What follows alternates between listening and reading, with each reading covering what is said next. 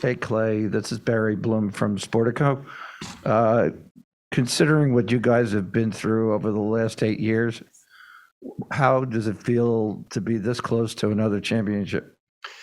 I mean, I'm not gonna lie to you, it does feel good, but we've been here before, 2016, and we might have been, overly eager, but so like it feels good, but we haven't done anything yet, and the mission still is the same, and we're all eager to get to Boston and, play a great game on Thursday. Marcus? Marcus Thompson, The Athletic. Clay, as someone who's been here from the beginning, how good does it feel to see other guys play the type of basketball you guys instituted, years ago? Oh, it's special. I mean, buying in is one of the biggest keys to success in this league. And for what Andrew did tonight, I mean, we don't get more excited than when Wiggs dunks on somebody and me mugs them. That really uplifts the whole team and the Bay Area. And I mean, Jordan Poole was clutch tonight. Gary Payton the second. I mean, I go down the list. We just had contributions from the whole roster. Anthony on the left? Do you think this is your best defensive series that you've played in these playoffs? It could be, but doesn't mean anything if I go out there and lay an egg in a couple of days or a few days. So I'm just excited to build on it, and wow, just gonna be. I've never been so excited to go to Boston. I'll tell you that. Ron on the right. Clay, Ron Kreitzer from the San Francisco Chronicle. Gary Payton, a little more than a month ago. Gary Payton, a little more than a month ago, obviously had an injury that looked like it could have ended his season. Draymond, by his own admission, played atrociously in Game 3. And it seems like they both sort of personified what you guys did on defense tonight. Yeah. I'm hoping you could sort of convey, we've talked a lot about Draymond over the years, but what they each mean to your team defense. I mean, Gary plays bigger than any other 6'2" NBA player I've ever seen. His vert and his ability to slide in front of the ball, obviously we know where that came from his pops, but his vert is something special, and his improved jump shot has also been a huge weapon for us. And then with Draymond, he got us going early with his pressure and his heart and getting up and down the floor. And Draymond is the heart and soul of this team, and I just love going to battle with those two guys. They are just a gritty throwback type of players. Dalton on the left. Hey, Clay. Dalton Johnson here, NBC Sports Bay Area. The trio of you, Steph, and Draymond now have one more finals win than the trio of Tim Duncan, Manu, and Tony Parker. To you, right there, What does that stat mean to you? I mean, someone, obviously that knows the game, been around for this long.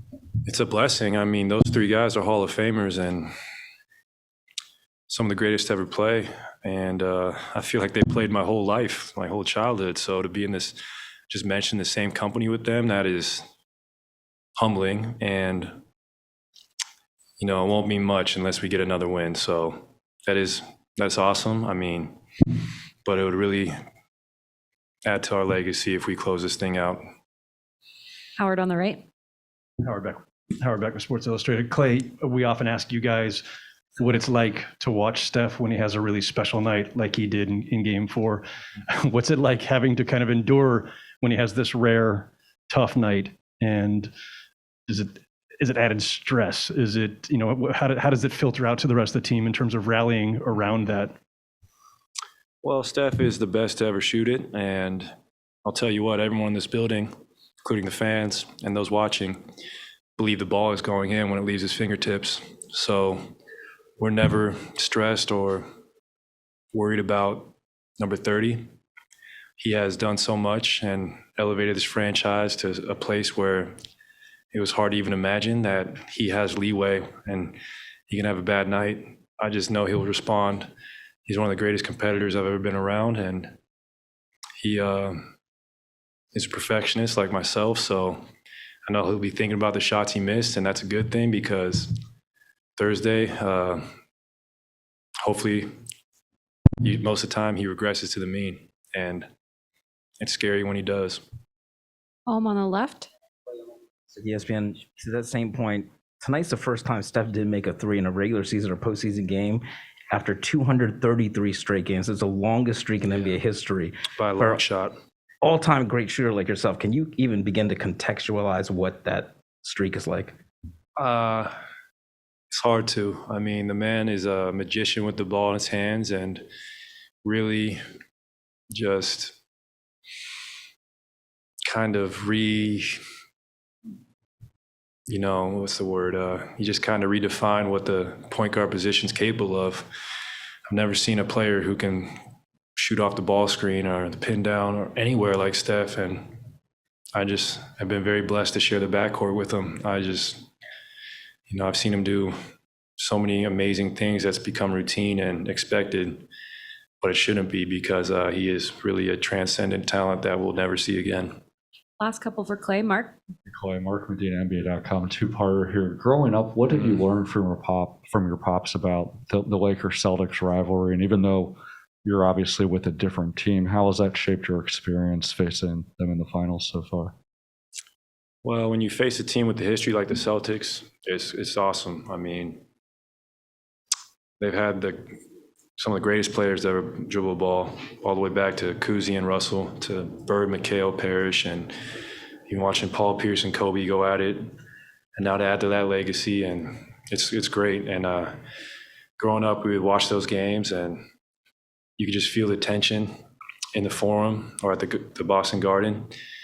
And I know he looks back on those with just so much joy, as I do too, because the Lakers-Celtics rivalry really built the NBA, you can say, and it's one of the greatest rivalries in the world. So to kind of be able to be a part of that with, Golden State and Boston, it's a new chapter, and it's just awesome to be here. It's like a dream, honestly. Like compared to what I was doing last year in this building at this time of the year, it's a dream. Last question to CJ. CJ Holmes, San Francisco Chronicle. Klay, how did your recent retreat on the water get you ready for Game 5 tonight? Man, that's a great question. The Bay, it doesn't matter what time of the year it is, the Bay, it can be cold, but when it's one of those days where it's in the low 60s and the sun is shining, I make it a point to jump in the ocean. I just think the ocean has healing properties that a pool might not have, or a cold tub, and just be immersed in nature like that, it really makes me happy, and just your whole body feels so great when you get out of that cold water, and it just feel like, honestly, you just feel a little closer to God when you look up at the beautiful skies, and you just in the ocean, like I'm an Aquarius, so I've always loved the water my whole life, and it really is my happy place besides the hardwood. Thanks, Klay. No problem.